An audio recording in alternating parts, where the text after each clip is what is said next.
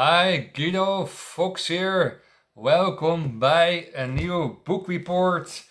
The last guest from our show from the book one. Nearly 150 pages of information about the ashrams of our show. Some women, Ma Sattva Bharti wrote this book, her experiences in the ashram of Osho and what she learned there in that communities, that meditation communities and new experiences, communities of Osho and the lessons there and the meditation lessons there. And there are very nice pictures in this book where really people are smiling all the time, and you really feel and see that they are having a very, very good time. And if you are very happy in your life, if you're very blissful in your life, if you're becoming more clear in your mind, if you're becoming more sensitive, if you're becoming more awake, then it creates jealousy. And I talked a lot about jealousy in my videos and in all my articles on my website, but jealousy was killing Socrates. Jealousy was killing Jesus. Jealousy was poisoning Osho. And all the American society couldn't handle this blissful small society who turned the desert in the small state Oregon, into an heavenly place. It was the smash of the jealous, stupid, unmeditative, unintellectual crowd who was against this small, high spiritual, high intellectual group of people who were stepping out of the matrix conditioning of suffering and who were growing in their evolutionary stages. So this book is also about happiness, how you can grow as a person, but also the sufferings of the group with their surroundings in America. First lesson is that a master, a real spiritual master, a real life master is very rare. And Osho said that, and it is really, really true. If I see so many coaches who didn't pick up any book, you don't see on their websites. I did it once or twice. I did some research about my competition. They didn't read any books. That's very rare that a coach is proven wise. I read a book, I put it on my YouTube channel. I read more than 258 books. Who read proven wise books. A master read books. So all those coaches, all those therapist people, all those dating coaches, all those relationship coaches, all those career coaches, the first thing you have to investigate, are they reading books and proven wise? I want to see, I want to know, I want to feel that you read books in your life. Because every book makes you smarter, and every book and information is linked to the other books you read before. So there is a knowledge multiplier, and you recognize the links between the books, the contradictions, the comparisons, the similarities of the knowledge of all the books you read. So you can use that patterns from one and other books to your clients to help them, to support them. So if I search for a master, I want someone, a good coach, I want someone who read books. That is very, very important. We follow very quickly in the trap of the matrix that a kind of education is enough. But I want someone who is really reading constantly and with dedication, and someone who is consistently reading, because then he improves himself constantly with new knowledge. So if I search for a coach or a master, I search for someone who read books. Another thing for a master is that he is meditating for hours and hours during a day. Because if he meditates, he can refresh him or herself. He is not stuck with the past. He is not stuck in his own mental crisis. A lot of coaches has burnouts themselves. You want to have someone with a clear mind. So you want also someone who is meditative. And that is two things who society and their coaches and their spiritual leaders, two things they don't. They do not meditate on consistently hours and hours daily basis. One. And the second one, they don't read any books on consistently base after their studies. That's only what I want to say, that real masters, real awaked masters are very, very rare in this world. I think that there are only 20 masters on the world. Maybe 30, maybe 10, maybe 15. Real masters with such a high consciousness level are very, very rare. The rest of all the coaches are mediocre, are unmeditative, are unreadable, are uncentered, and are not widespread informative persons.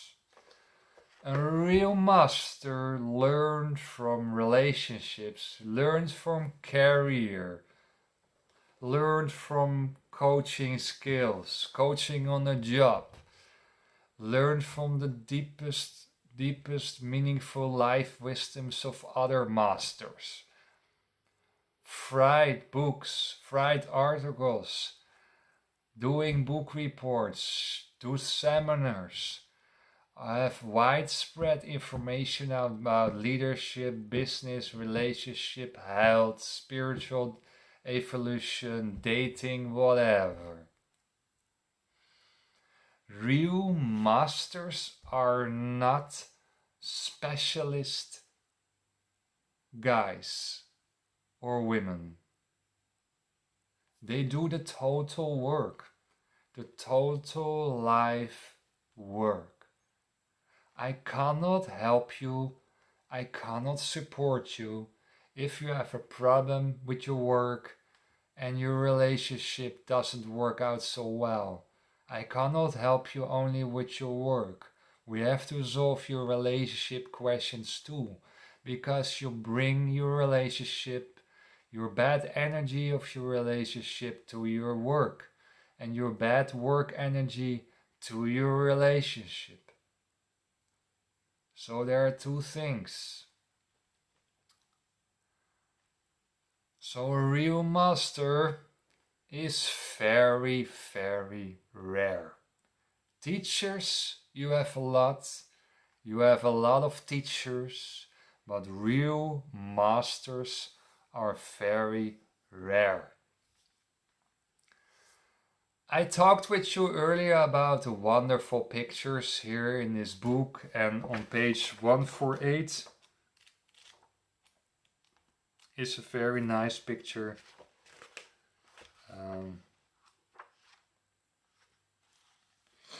You see really that the people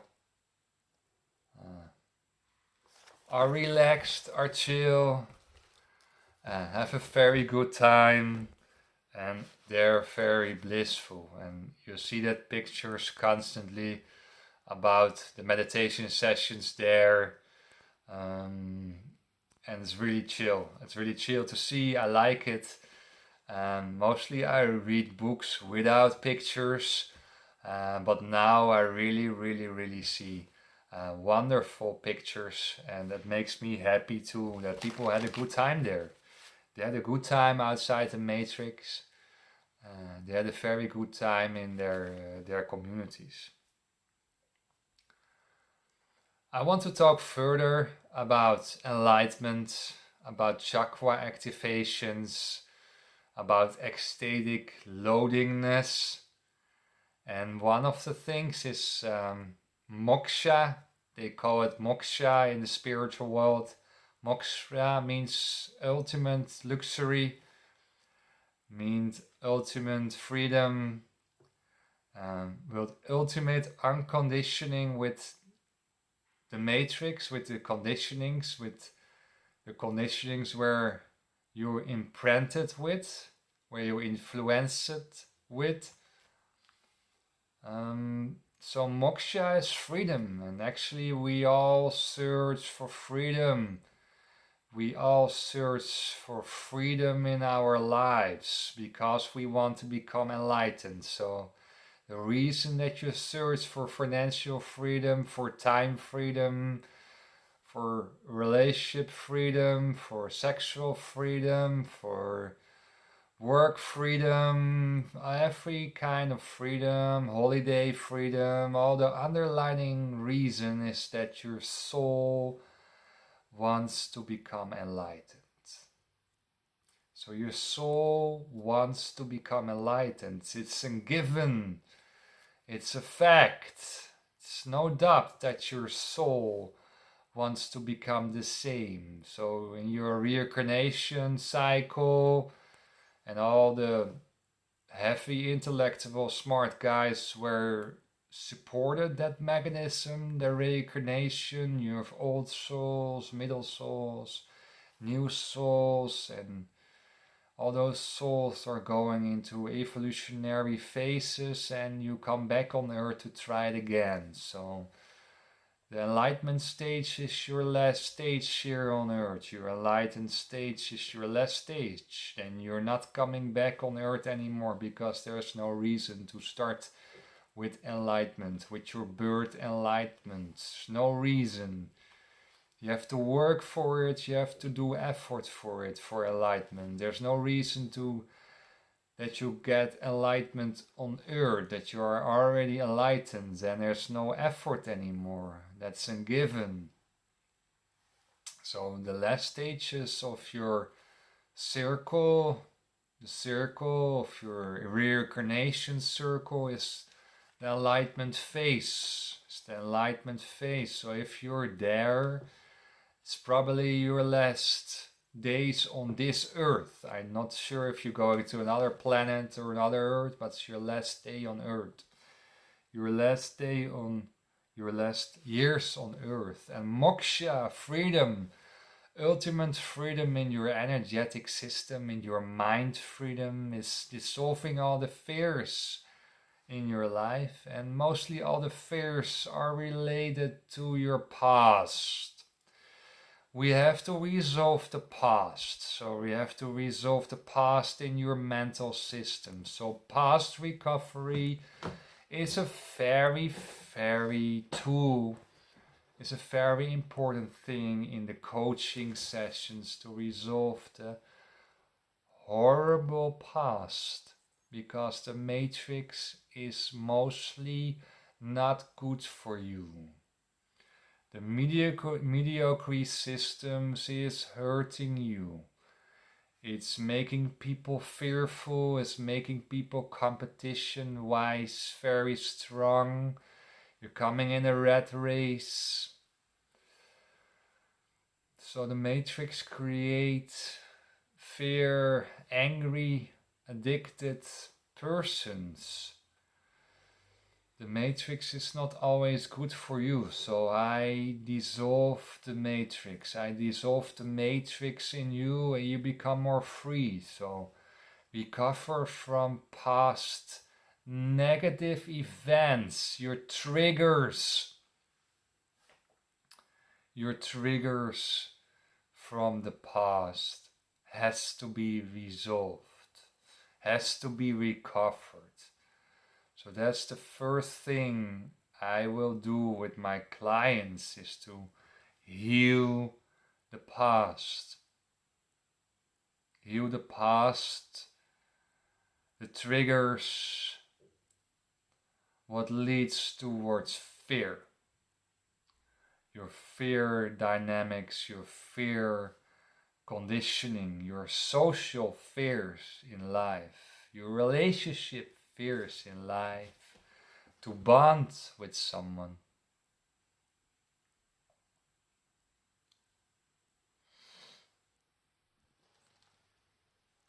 So the first thing you do is talk with the coach about your negative events, and then we go deeper, and we dissolve the fears and dissolve the wounds, what happens in your life.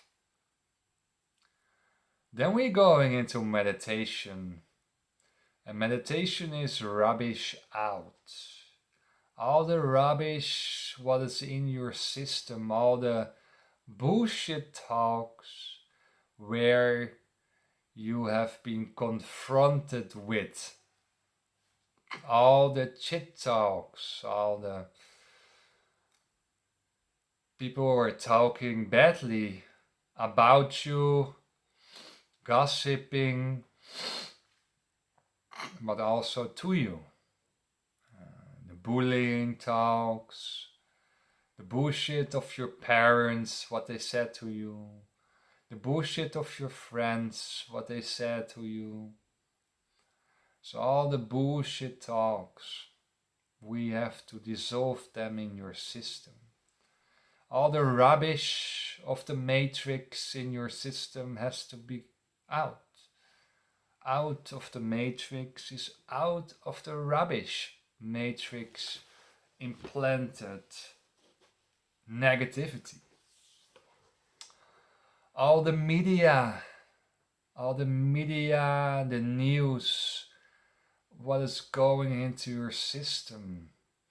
All the negativity, constantly drama society, always wars on television, always problems in the news, always shocking criminality, all those horror movies in your system, all those thrillers, all those violence in the movies, all those shit and garbage are in your mental system.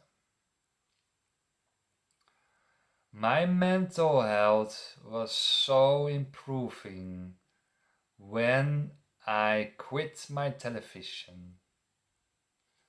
I don't watch television at all anymore because I have no television anymore. So all the violence, all the rubbish, all the bullshit movies in the so-called distraction cinemas because you have a boring life are gone, are really, really gone. So in the meditation starts, you will be more clear, more sharp, and all the dust seems going away. All the dust seems going away. The dust from the past has to be replaced by heavenly sky, open sky, blue sky. All the dust, all the clouds are moving away, and the only thing you see is the sun is shining.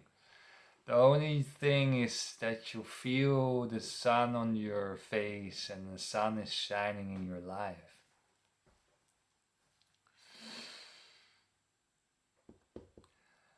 Another thing, next to past recovery with a coach, next to the meditation sessions, is what Osho was doing with new people in the community.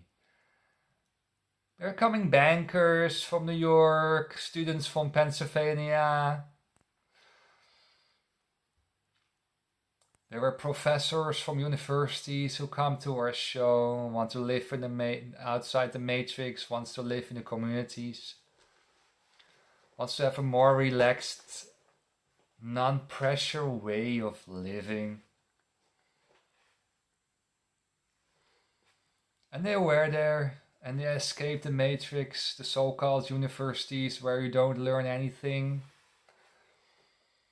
where they shaped yourself like robots for the vested interest for the companies. You go to your office 60 hours per week in a small office, 2x2.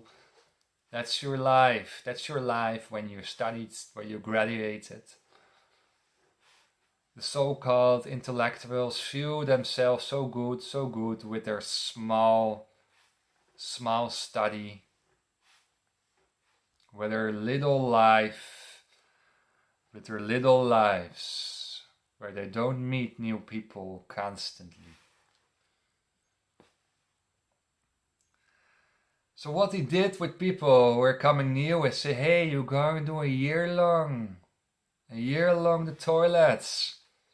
Clean the toilets. Clean the housing. Clean the people. Everything was very clean in the communities. No dirt, no trash on the streets, no graffiti, no rats walking here in Amsterdam. What a dirt here in Amsterdam. All garbage everywhere, dragged open by homeless people. No homeless people in the communities. No homeless people. No one sleeps on the streets. Well, we create heaven on earth, right? So everyone did work meditation, work meditation. Put your inner awakening, inner mind connect with your 7 centers in your work meditation. Like working in the kitchen. Prepare the food yourself with a knife. Clean the toilets with awareness and attention. And your ego will be dissolved. Your ego of, oh, I don't do this. I hire a cleaner. I feel better than another one to do this job. I am an intellectual. I'm not a cleaner. I don't do this. Cleaning and preparing your food yourself is a kind of work meditation. Work active meditation brings clearness in your mind. You can recover your past, you will recover all the information what is coming in your mind, you can recover with the work meditation. So that's also a really, really interesting topic to understand. Work meditation. They slowly come on the consciousness level of the Osho, of an high spiritual person, and you're going to feel drunk or you're going to feel a little bit high. And that is your natural self. The 1,000 years of conditioning, all the DNA to DNA, from mind to mind, from parents to sons, from sons to children, from children to children, from parents to children, whatever, all the cycles in humanity is broken. All the lines are broken. If you step into spirituality, your 1,000 years of false conditioning is prevented you to become enlightened, to prevented you to awaken, is prevented you to become in higher regions, higher stages of living. If you're feeling yourself constantly drunk, it's because you're aligned with your line, with your inner line. You're aligned with your chakras. You're high because that's your natural state. You don't need drugs. You don't need alcohol. My highness, my drunkenness is pure consciousness, is pure ecstatic loadingness.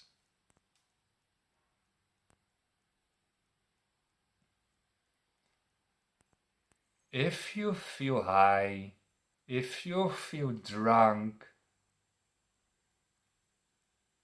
it can feel a little bit scary because you're losing yourself. You're losing your old self. I create a new self in you. And your old self, what's probably related to your ego, doesn't like that. It doesn't like the change. It doesn't like that it has to give up him or herself. The ego will be resisting, will be saying, no, we don't gonna change. We stay the same person until the death. The same guy, the same girl with the same personal development.